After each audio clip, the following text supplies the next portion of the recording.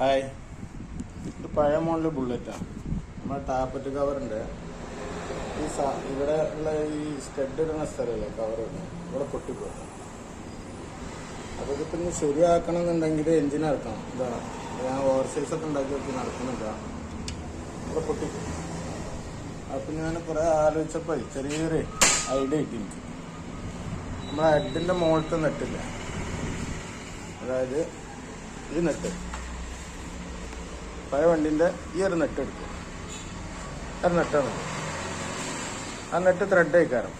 അത് ഞാൻ പാകത്തിന് കട്ട് ചെയ്തു, ഒരു കഷ്ണം കട്ട് ചെയ്തിട്ട് ആ നെട്ട് മുമ്പ്.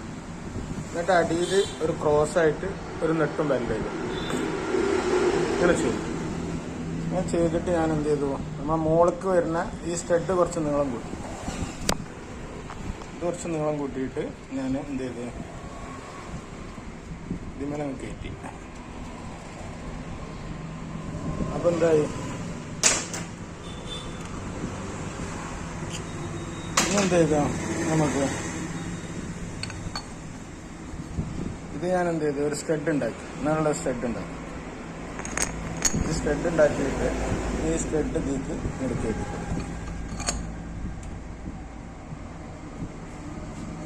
ഓക്കെ, ചെറിയൊരറിവ്. Thank U.